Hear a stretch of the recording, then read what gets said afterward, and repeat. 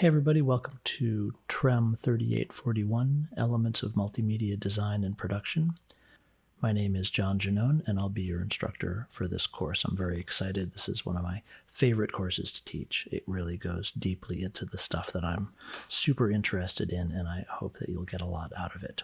We're going to have synchronous meetings every week according to the course schedule, and those are typically going to be just like this one, a YouTube instant premieres.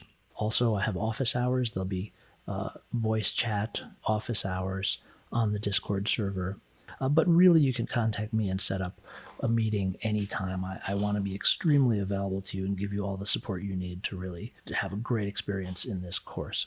So there's some things I had wanted you to do, hoped you could do before the first class meeting. So if you haven't, you're going to want to do that right now because we're going to be using it later on in the class. So before we get to talking about this course in specific, there's a few sort of general topics that we should address. And one is what's happening with the department itself. The department has updated its name and mission. So it's now the Department of Television, Radio, and Emerging Media. And the department has committed itself to teaching the concepts, techniques, and technologies rapidly emerging in the 21st century media field. This change will manifest in many classes, including this class, and may not yet be reflected in course catalog descriptions. So some of the changes that are happening right now, and they're happening so rapidly, are just mind-boggling. We have artificial intelligence and computer learning becoming extremely influential in the media field. We have incredible visual effects from our science fiction to our natural disasters, to our car crashes, to our jet planes, the rooms that our characters are in, and even the characters themselves are being generated or simulated on the computer. So whether or not you think this is a good thing or a bad thing, or whether it's going to, be harmful to actors or beneficial to actors, or is going to have creative potential or not have creative potential, it's coming. Artificial intelligence is coming to our field, and it's going to influence the kind of jobs that are out there, the way in which productions are made, and it's going to be a significant transformation of the field. Now, I'm not saying we're going to study artificial intelligence in this course in particular. I'm talking more broadly about what we mean when we talk about emerging media, and how do you prepare students? How do we as faculty prepare you to be working in a world where the media is changing so rapidly and where it's computers and technology that are doing this changing? How do you become the kind of producers who can walk into an environment where there's going to be new technology on the table for each production you work on? Now, right now we have virtual sets, we have total virtual environments, and CGI has progressed to an absolutely astounding level. But the thing that's happening that's quite new is the emergence of performers like Michaela. Because Michaela is a completely virtual entity. And she's the first virtual performer to receive a contract with an agent. And this is a really significant moment because she doesn't exist. But at the same time, she appears alongside human performers in music videos. She has a YouTube channel, quite a popular YouTube channel, and she's entering into the space previously only occupied by real humans. Now, of course, on one hand, this isn't all that different from Who Framed Roger Rabbit, mixing animation and live action. But the fact that she is nearly across the uncanny valley, that she's almost convincingly human, makes her quite distinct in the sense that the border is breaking down even more than CGI broke it down between the virtual and the real. And this is going to be an important topic, an important issue in the field very soon.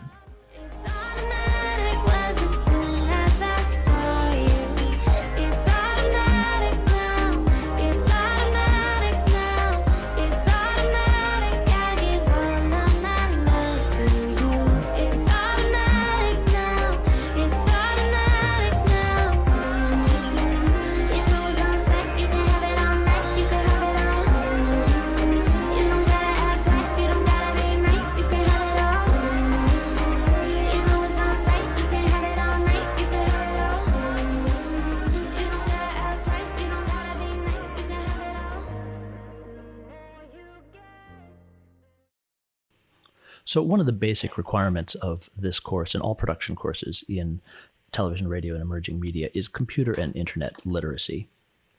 Even before the department name and mission change, television radio was the most computer-intensive department in the arts at Brooklyn College. If you think about it, all production work, video editing, sound design, radio editing, color correction, visual effects, motion graphics, even screenwriting uses specialized software and requires computer literacy. Now that the department is television, radio, and emerging media, the computational skills required to be successful in the major have increased.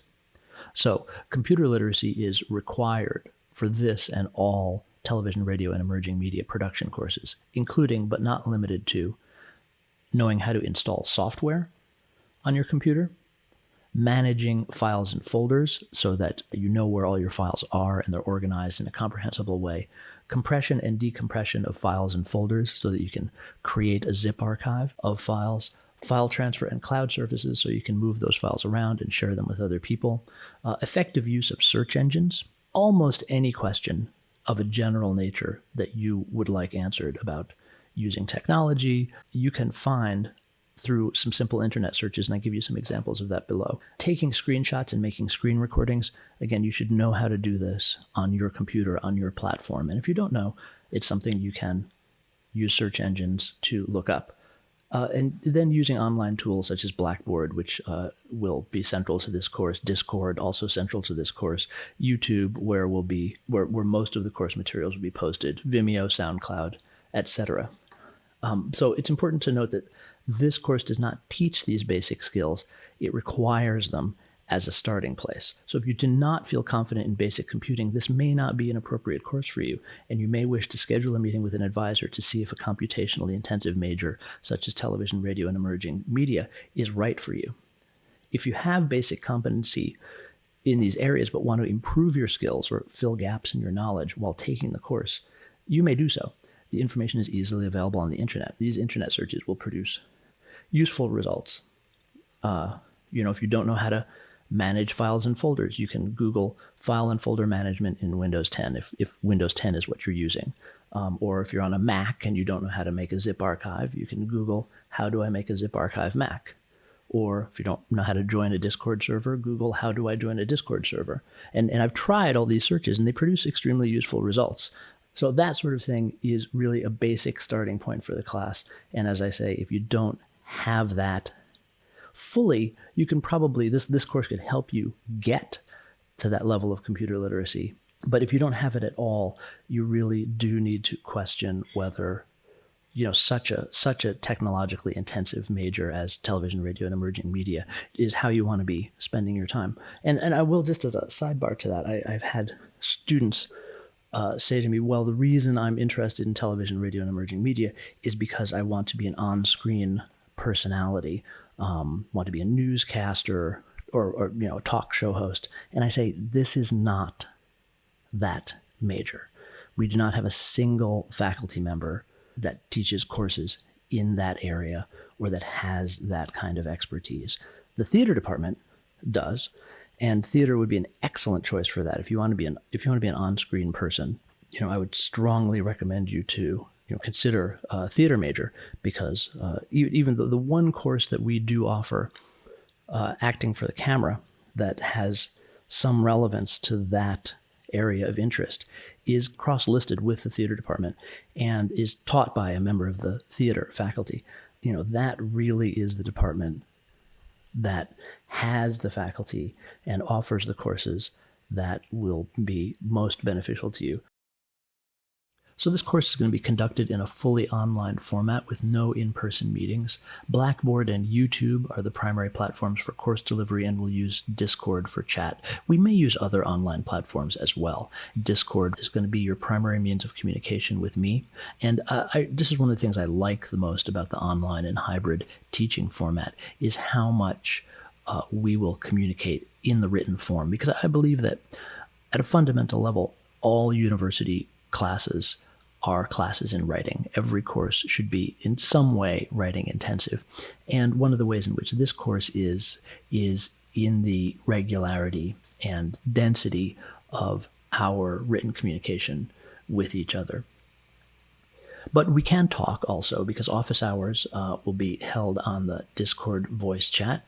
And in addition to the times listed that are set up as quote-unquote office hours, feel free to set up an office hours call for any mutually agreeable time. I want to make sure that I'm very available to you. A super essential part of why we go to university is the connections you make with other students. And it gets much harder in an online format to build those connections. You want to walk away from a university course not only with the experience of having done the course and the knowledge you've gained through the course. You want to walk away with some connections to other people, people whose work inspires you, people whose work ethic is impressive to you, people you seem like you can get along with and potentially work on something together in the future.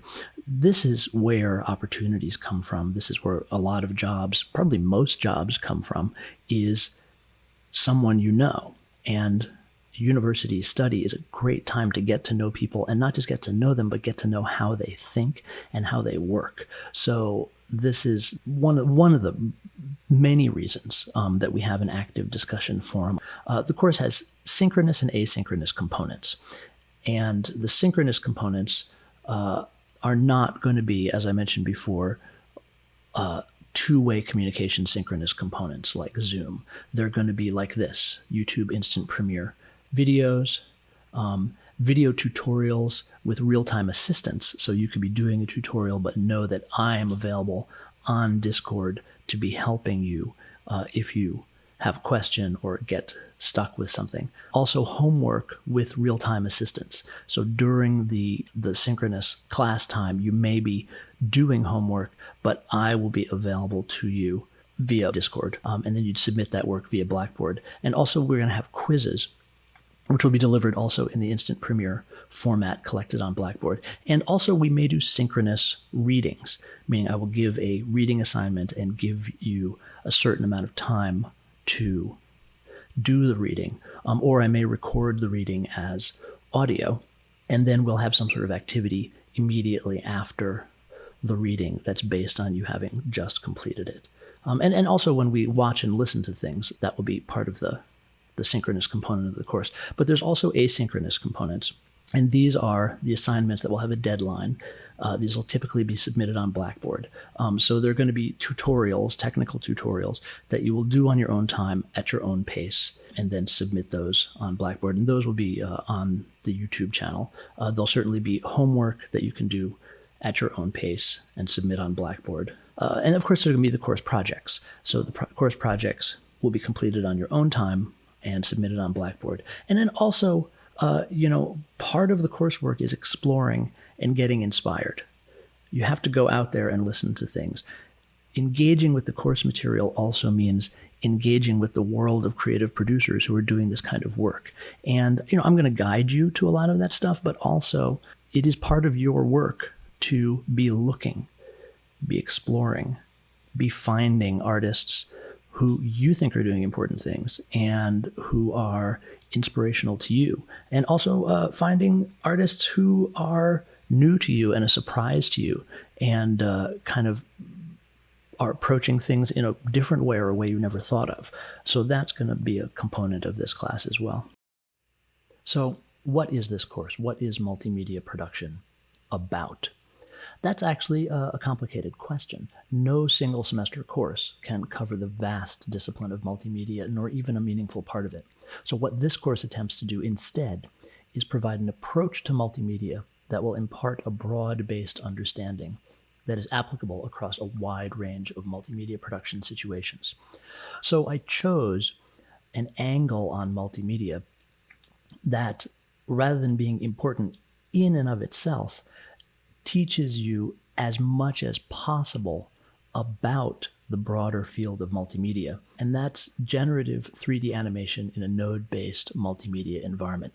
I'm trying to hit as many points as possible without having to, look at 3 or 4 different pieces of software and 3 or 4 different workflows. This certainly isn't what you're expecting, may or may not be something that you're interested in and of itself, but it's a means to get your foot in the door of multimedia as efficiently as possible.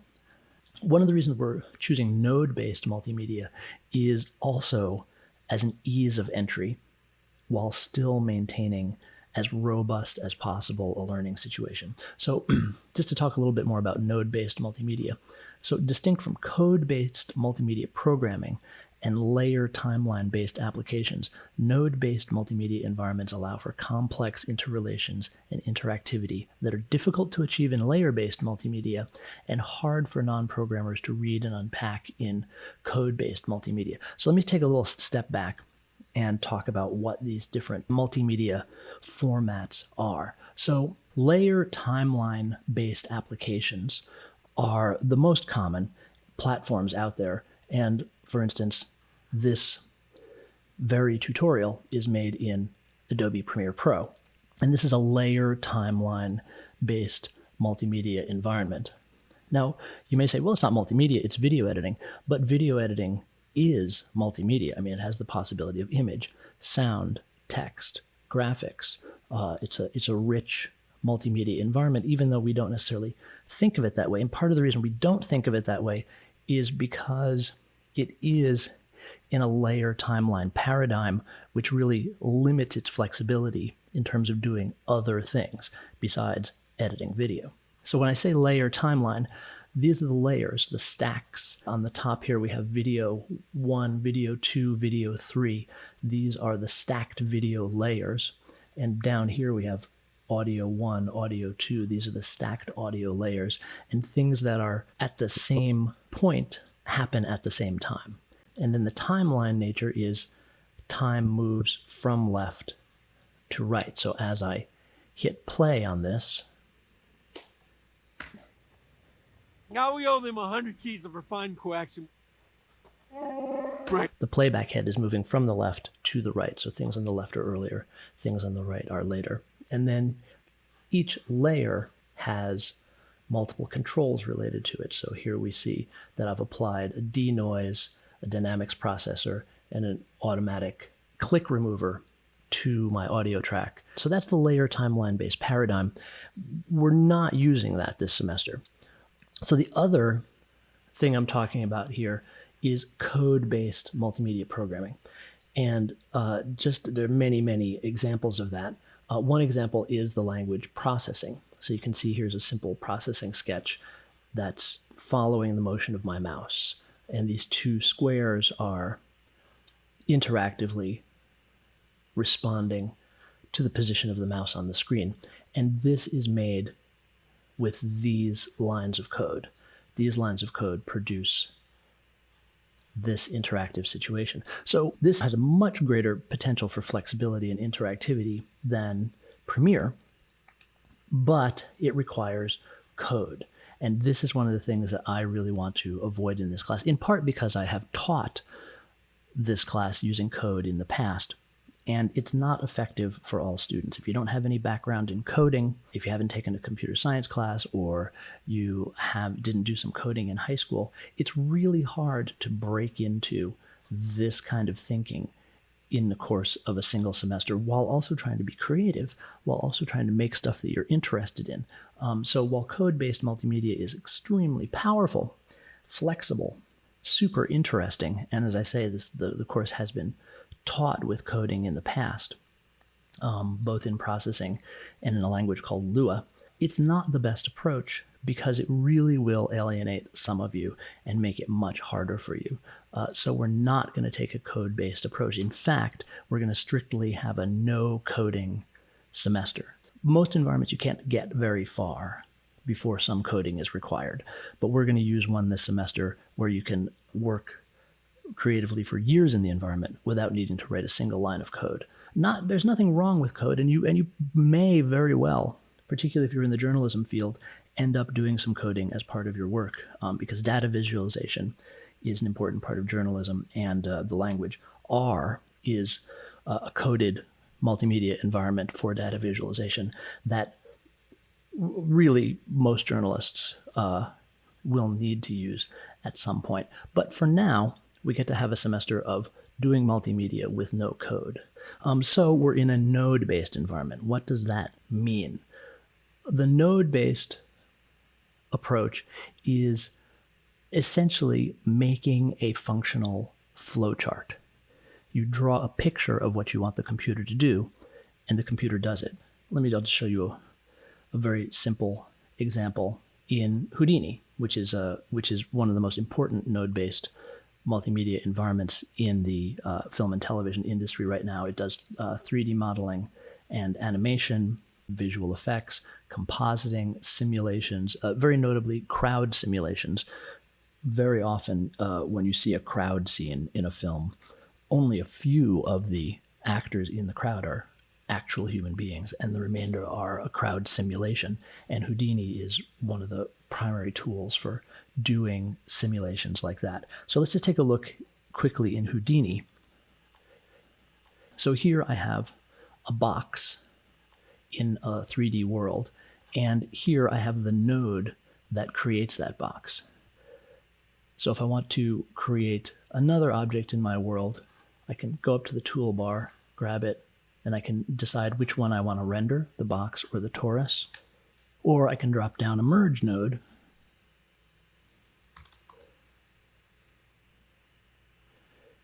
and I can merge the box and the torus and render them both. So these nodes represent what's happening in my world. So I don't have to write any code to create this, nor do I have the necessity of a timeline. I mean, Houdini does have a timeline in it, but one can create outside of time, and that's a very important feature of node-based work.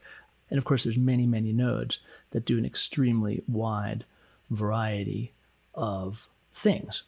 So I'll just show you one other node, the Boolean node. If I take the box and the torus and plug them into the Boolean node subtracts one shape from the other, or it can add them together, but we already saw how that works in the merge.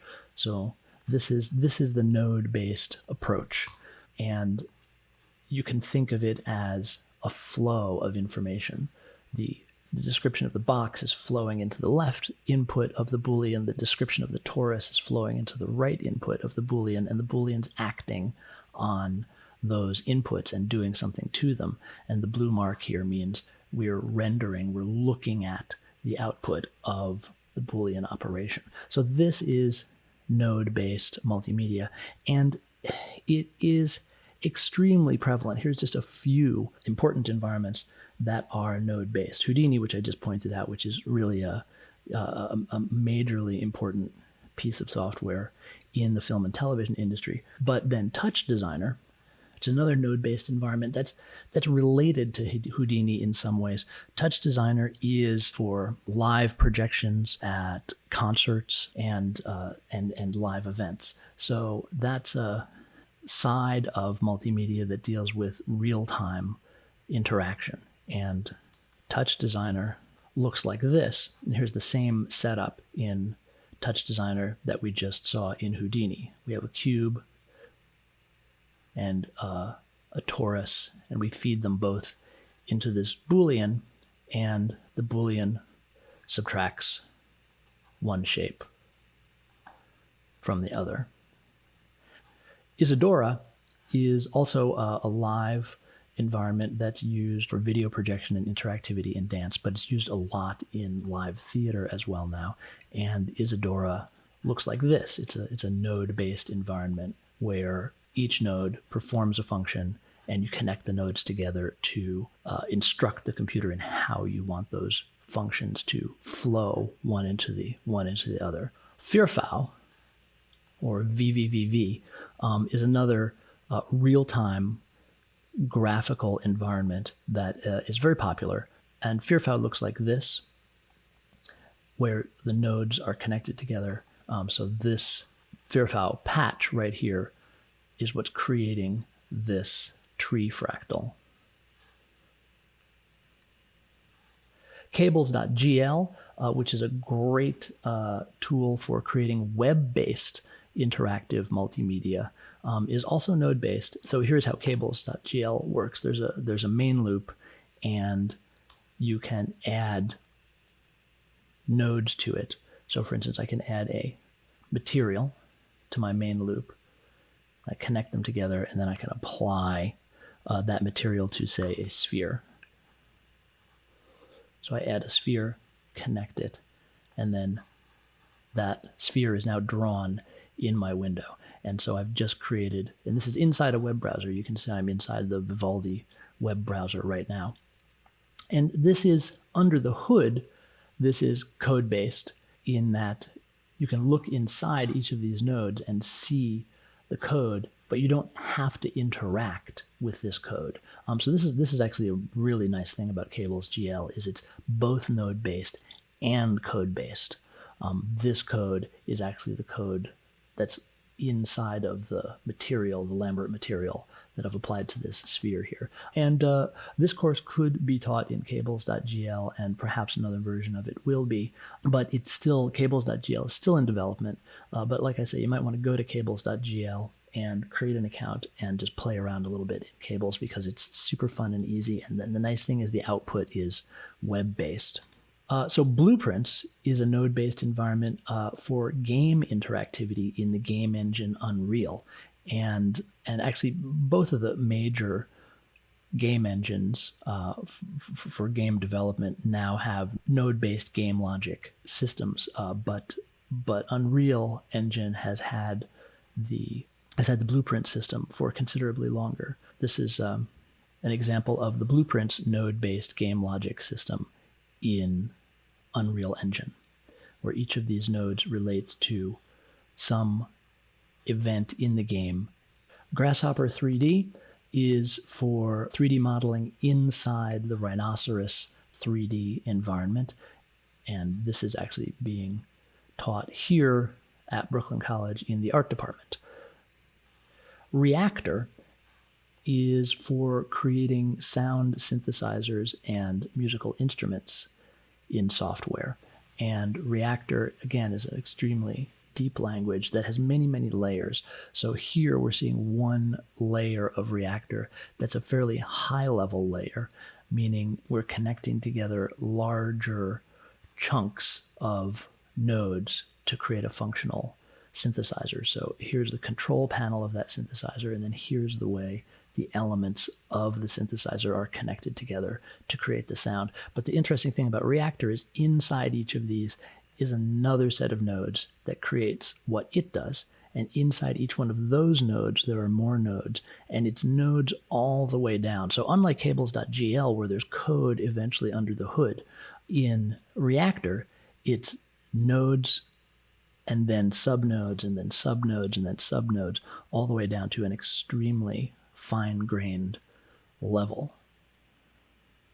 Flowstone is an interesting node-based environment because it crosses a number of different disciplines. It's used for sound synthesis and creating VST plugins for effects and music, but also it's used in the sciences and it's used in robotics. And if you take a look at Flowstone, you'll see it's a node-based environment where nodes that do things are connected together. So here we see a simple synthesizer being built in Flowstone.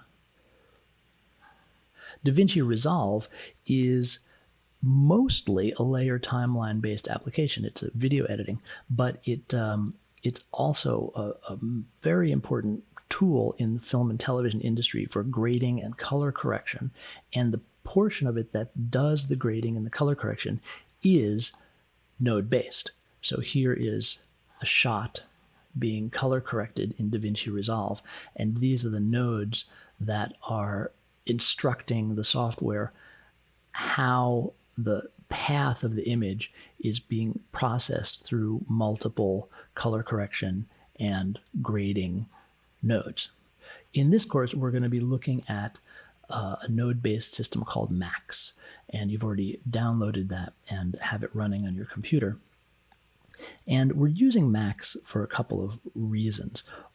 One really important reason, which I've mentioned before, is that it's a no-code environment. I'll talk about this more in a bit. But anything you want to do in Max, you can do without writing any lines of code, and that's very significant. You're going to be seeing a lot of Max this semester, but here's just a very, very quick introduction. You hit the N key to create a new node. Any attributes of the node can be typed in after the @ sign. And when you hit return, the node is instantiated, and whatever that node does will become active. So in this case, I've created a 3D world that has a floating window attached to it, and I've turned it on. Then I'm going to create a video grabber and set it to my webcam, which is my V device 1. I will turn it on, so I'll create an on-off switch and turn it on. Then I'm going to instruct it to send out its imagery every frame, and I'm going to send that imagery right into my world, and hello, there I am. Hi there. So this piece of node-based multimedia right here is what's connecting my camera to my screen. So digging back into the syllabus, the next thing I want to discuss is that this is a studio course in the arts within a school of the arts. So that's important to understand, that television, radio, and emerging media is an arts program. Students within the program, while you're certainly studying television and radio and emerging media, you're also makers, you're also creators, and you're not just creators of commercial content or professional content, you're creators of personal content. You're creators out of your own personal vision, and part of what you're doing here in this program is developing that personal vision. So the primary goal here is the development of your creative and expressive voice. There will be tools and techniques to learn, and these will be taught through the online tutorials, but they are not in themselves the focus of the course. The focus of the course is the personal, artistic, creative work you do with these tools. As such, be sure to share time between learning the tools and creating with the tools. Of course, with tools you're just beginning to learn, you may not be able to create anything very complex. But still, keep your focus on creating, making something that interests you. And that may be a two-part challenge. You may need to keep the focus on what interests you, and also, if this is not an area that you're automatically or natively interested in, you might need to figure out how to cultivate that interest in yourself so that you can see this as a creative, expressive enterprise. And one word to the journalists. Journalists, you are studying journalism not in a school of journalism. You're studying journalism in a school of the arts. So while, of course, the tools and techniques of your craft are important, you too are functioning within an arts context, and your creative voice and your creative expression is important. Even if that's not your professional focus, that's the focus of this program, to make you creative producers as well as professional producers. So it's essential that you learn effectively from the tutorials, and I have a section on tutorials coming up so that you can quickly move on from the tutorials and begin using your new skills in creative, personal, and even idiosyncratic ways. So if the tutorials are bogging you down, then that's something you want to talk with me about, so you can learn from the tutorials more quickly and more effectively, because the tutorials are not the goal, and learning the tools isn't the goal. Using the tools is the goal. So Why is it more important to use the tools creatively than to simply learn the techniques? That's a valid question. There are many reasons, and you can see the section below on the liberal arts idea, and we'll talk about that as well. But I want to highlight one reason here why it's important to use the tools creatively. As you move into the professional world, regardless of what field you end up going into, there will almost certainly be more technically accomplished applicants than you. Being the most technically accomplished candidate is an extremely difficult hill to climb in any field, requiring hundreds of hours of laser-sharp focus on a specific tool or technique. The time you have in a single course in a single semester is not nearly enough time to develop technical skill of this level. It is, however, an ideal amount of time to make a creative exploration. And each time you give yourself time and space to engage in a creative exploration, you'll develop your personal vision, style, and aesthetic. The goal of this sort of development is not to have the best or most impressive vision. It is simply to have a distinct one. When you have a reel of creative work that expresses an artistic viewpoint that is clear and individual, you create an opportunity for another person, a producer, a director, project manager, etc., to see something in your vision and to want to speak with you further. This is the advantage that keeping a creative focus gives you. You have a way of distinguishing yourself among a pool of applicants without needing to rise to the top in a competitive struggle. And you will know that you've attracted the attention of an employer or gatekeeper who feels something special about what you in particular have to offer. And I can't emphasize this enough. It's so hard to be the best and the most experienced. You have to have hyper focus. It's like being a classical musician. The hours and hours of daily practice. You need to spend years of disciplined study to become an expert. But to have a distinctive voice and vision, that's something we all can do. That's something we all already have. All we need to do is cultivate it.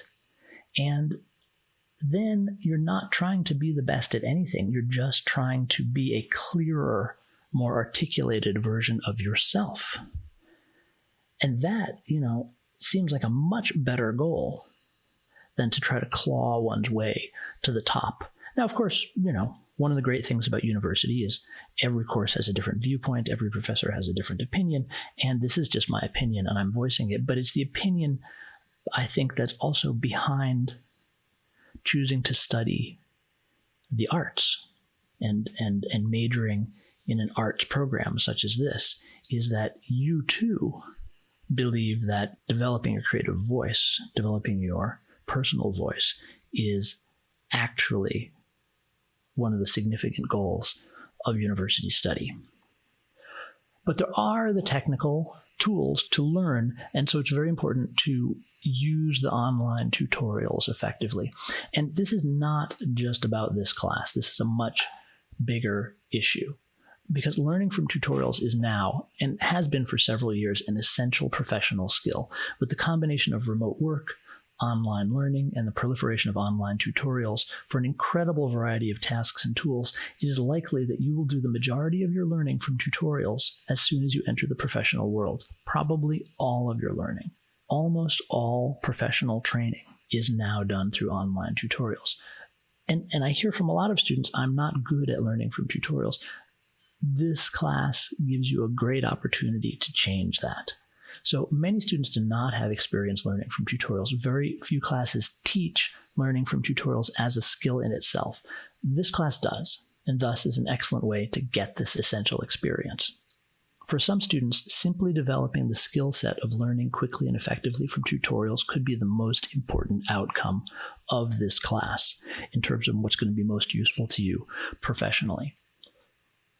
So I'll guide you through strategies for effective learning from tutorials throughout the class, and I'll start now with a few basic tips, and you're going to be able to apply these today because you're going to be learning from a tutorial in the class today. So it is typically not useful to watch a tutorial. I sadly often see students waste many hours watching and rewatching tutorials. Instead, always do a tutorial, actually following, making, building every step along with the instructor. In the case of my tutorials, which are highly packed by design, this is particularly the case. Never just watch one of my tutorials. Always do it as you watch it. Build it as you watch it. Even if it's a review, build it as you watch it. So tutorials are meant to be constantly paused and rewound. In the beginning, when you're working with a packed tutorial like mine, where the materials is presented densely and quickly, you should probably be hitting pause 5 to 10 times per minute and rewinding 3 to 5 times per minute. So sometimes you're not letting more than 5 seconds go by in the tutorial without pausing and doing something, or pausing and rewinding. That is much, much more than you think it is, unless you are quite skilled already at learning from densely packed tutorials. So when budgeting time for a tutorial, multiply the tutorial length by 2 as a starting point. So if it's a 30-minute tutorial, budget an hour. After doing a few, you'll get a better sense of your pace, and the pace will also vary with the difficulty of the tutorials. There might be some 30-minute tutorials that are going to take you an hour and a half or 2 hours. But there's other 30-minute tutorials that you'll blow through in an hour. But you're never going to go real time through a tutorial if you're doing it properly. So when you're making or building what's being demonstrated in a tutorial, make sure it works at every point. This is key. It's not just about making it. It's about making it and knowing that it works. And that at the end of the tutorial, what you have built works exactly as the demonstrated version does, in every detail. And if it doesn't, go back and find the error point, because tutorials are not meant to give you general information. They're meant to give you specific information that then you generalize from once you've mastered that specific information. And remember, the goal of a tutorial is never to build the demonstrated thing. The goal is to learn the tools, techniques, and concepts behind the techniques. You will likely never build that exact demonstrated thing again. Tutorials are typically arbitrary demonstrations to help you learn the tool or technique itself. Now, this next one is really important. Immediately after completing a tutorial, you need to budget time to work with the tools, techniques, and concepts you were just introduced to. If you have homework, start it immediately after finishing a pass through the tutorial. This is the perfect way to cement the ideas in the tutorial. And particularly in the beginning, you'll need to do more than one pass on each tutorial. So on the first pass, you'll learn about the tools and techniques and be exposed to at least one application of them. In a subsequent pass, attempt to generalize your knowledge. Right, you got the specifics from your first pass through the tutorial, but as you do the tutorial again, move from the specific to the general. What are the concepts behind the tools, and what are other possible applications for them? Because again, you're not going to use it quite this way again, but you will use it in lots of situations, so understand as much as you can about it. So this is not all there is to learning effectively from tutorials. These are just some of the initial pointers to get you going in the right direction. It's a skill that will take time and dedication and will absolutely be worth the effort professionally. So let's talk a little bit about your interaction with me during the semester. I am constantly available to you via email, and I encourage you to be in contact with me regularly. On average, we will probably exchange emails twice per week, and I will require at least one email per week as part of the class participation grade to ensure good communication and to build your skills in framing questions. I'm also available to you via scheduled Discord voice chats, and I look forward to speaking with every one of you this semester. And in the beginning part of the semester, please set up some time so we can talk. So asking good questions has always been a key to effective learning, and in an online course, formulating good questions is even more essential. In this course, questions about course material are to be asked by email or on Discord. We're going to reserve voice communication for discussing strategies or approaches to the material, getting artistic feedback or seeking inspiration, or even if you're just feeling frustrated or not sure what direction to take or want some pointers on how to strategize working effectively from the tutorials.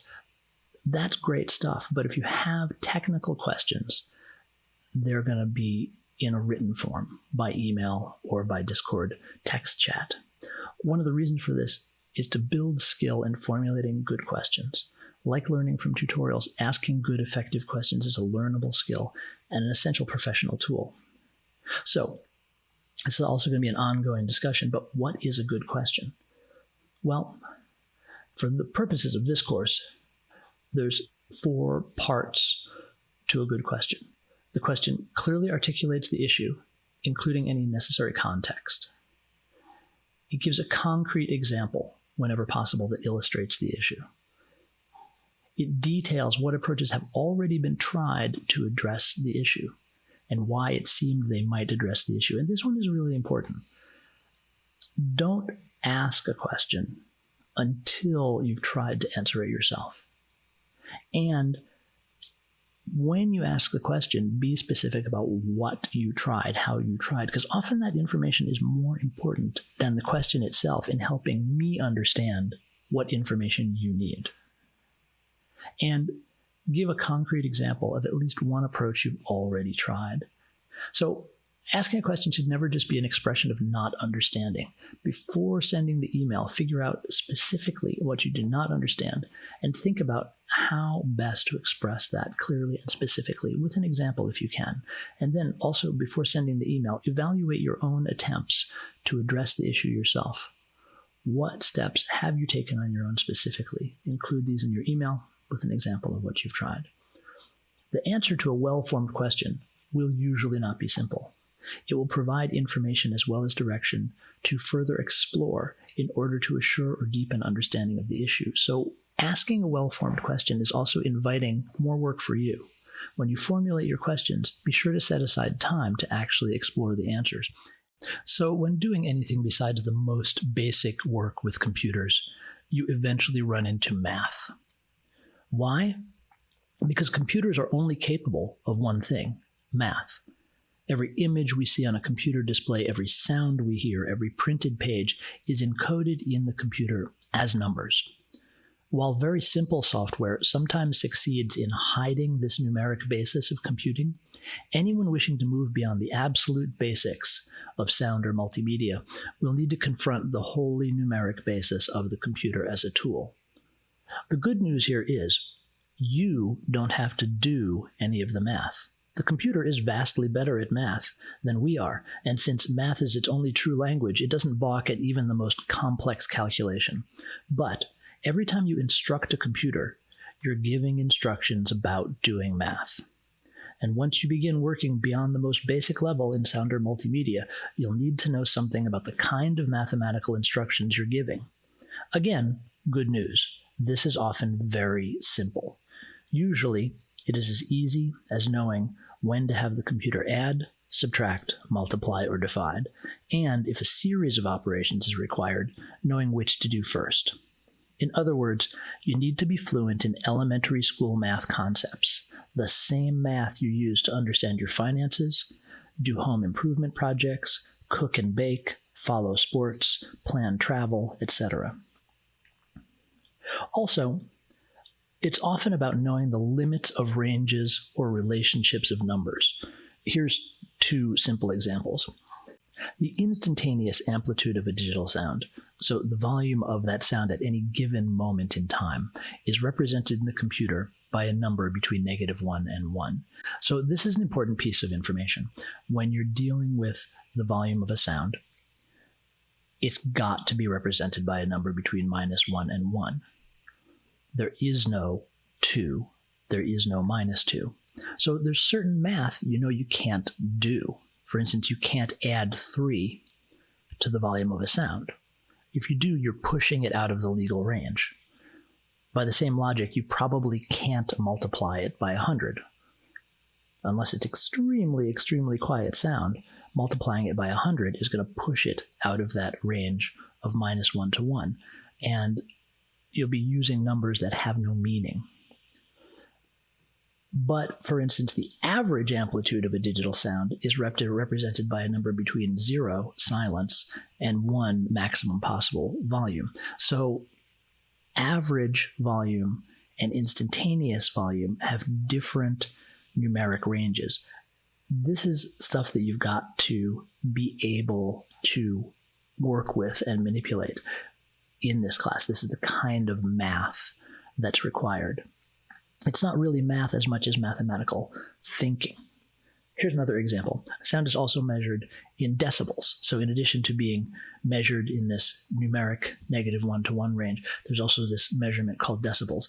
Every increase of 10 decibels results in a perceptual doubling of loudness. If sound goes up by 10 dB, it will sound twice as loud. So amplifying a sound by 20 dB will result in a sound that is perceptually 4 times louder, a doubling of a doubling. Ordinarily would say, if it doubles when it goes up by 10 dB, if it goes up by another 10 dB, that'll be 3 times as loud. But actually, that's 4 times as loud. And if it goes up by 30 dB, that's 8 times as loud. There is no math in this course that should even be remotely difficult. The challenge is only in applying the knowledge you already have and could already use effectively in other contexts in a new and different way. And one note to those of you who have some experience in sound, you may have been taught elsewhere that every 6 dB increase doubles the loudness of a sound. This is also true. Every 6 decibels, the sound pressure level of a sound is doubled. This is mathematical doubling that we would use, for instance, if we were looking at protecting listeners from hearing loss, as opposed to perceptual doubling that we would use when thinking about an audience's experience. It is also true that with every 3 decibel increase, the power of a sound is doubled. This is usually thought of the other way around. You'd say it takes twice as much power to raise the level of a sound by 3 dB. So whatever power you're using now, double it, and that will raise the sound by 3 decibels. And that's useful when thinking about amplifiers and power requirements. This class is not what you expected.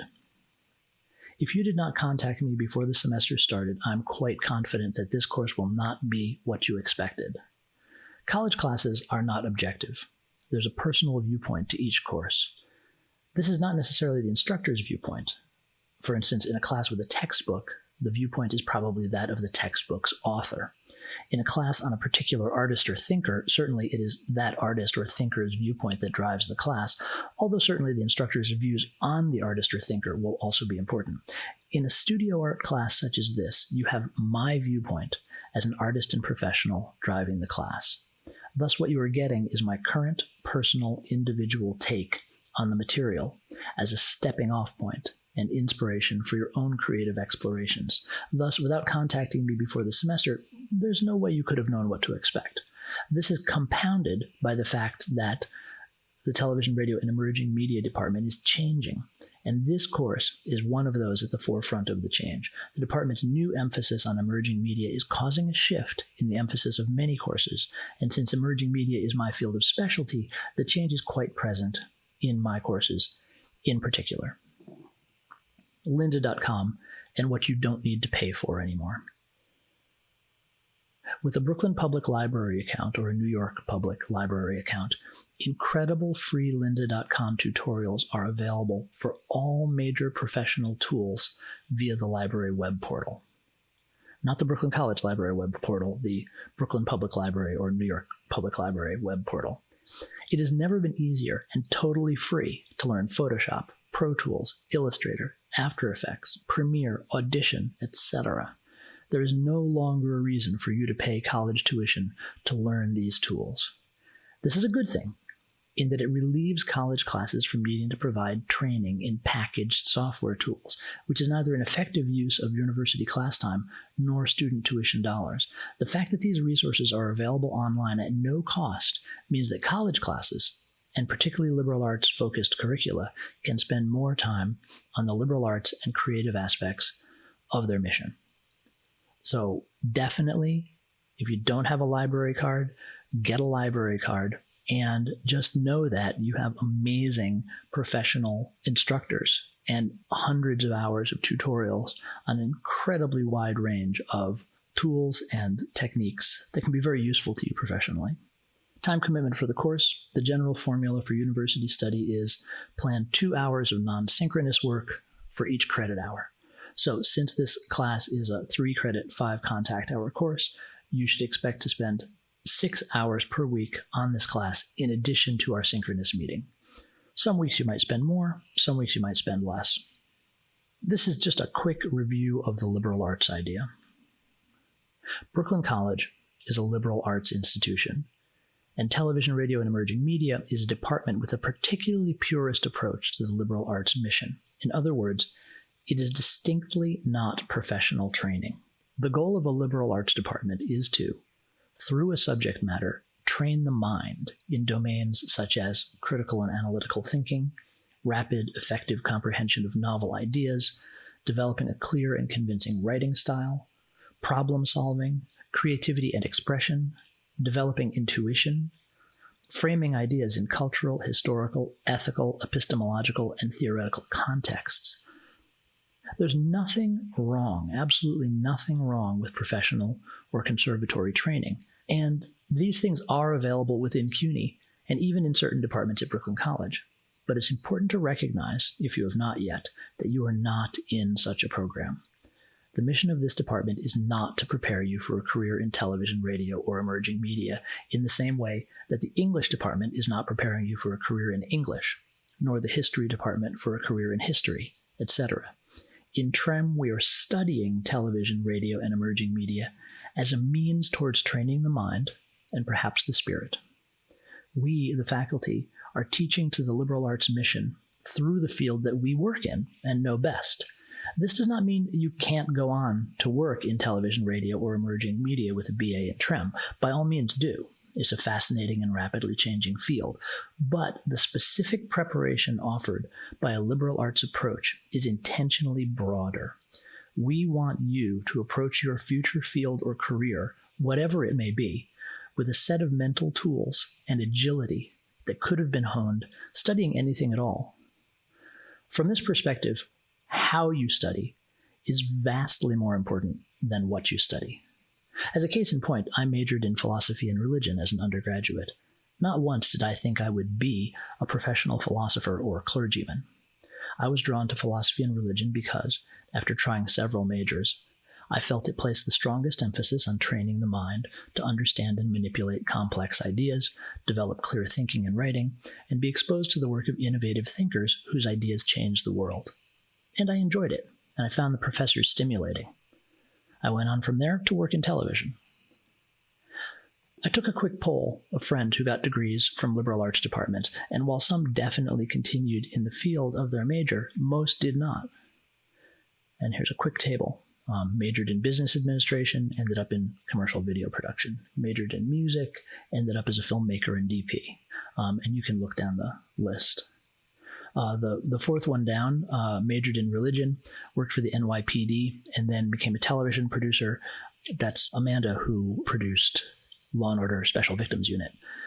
And she was a theology, a master's degree in theology, actually. There's some interesting ones in there. Just take a look down that list. And I mention this not because it's a good thing or a bad thing, but simply to point out that a liberal arts education is very consciously and specifically not preparation for a specific career. I believe that it is essential that students be clearly aware of the kind of program in which they are participating. For instance, compare our BA program with Bronx Community College's film production training program, which provides specialized training for union jobs in film and television. That, as is clearly stated, is a professional training program designed to qualify you for a specific job. Such training is widely available and is often less expensive than a degree program, or free, as in the case of New York City's Made in New York training programs. So here's the Brooklyn College policy on academic integrity, and this is standard text that should be in all of your syllabi, and I encourage you to read that. But here's some class policies specific to this class that you should be aware of.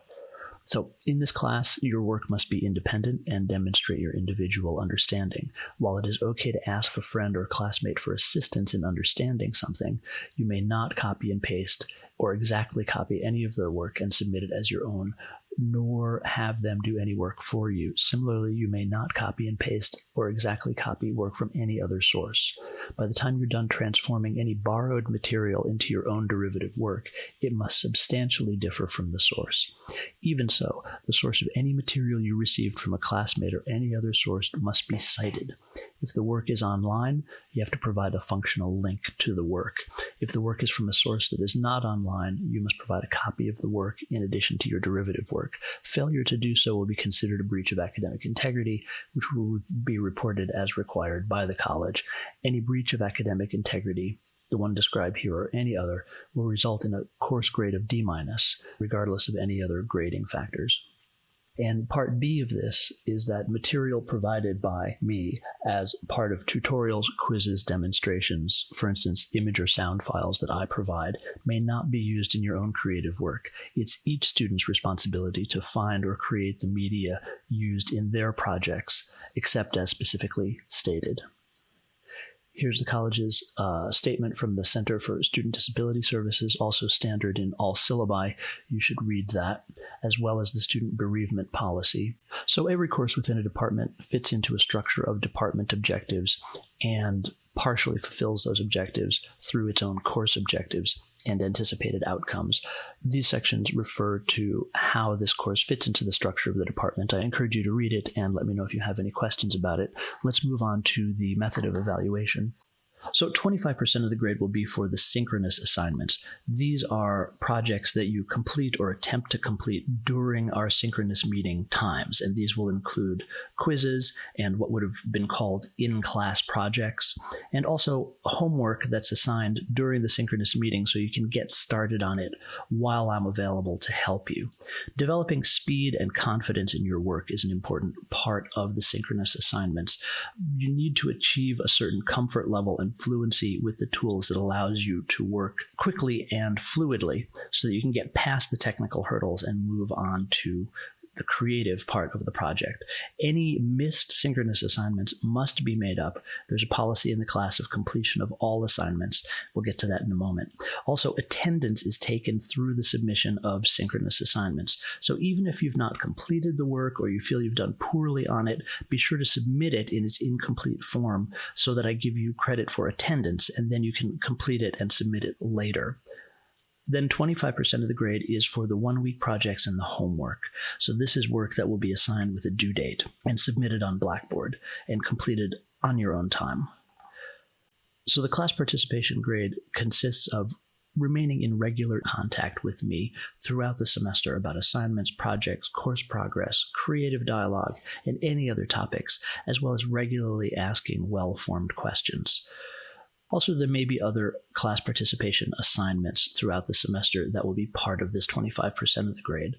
And then 25% of the grade are the major projects. These are major creative and technical endeavors using the concepts taught in the class. Some aspects of these projects will be at your discretion. Other aspects will be assigned. And then this is the completion of all assignments policy, which is an important feature of this class. Because each thing we do builds on something we've done previously, and because work you do is later going to be folded into future assignments, you can't skip anything.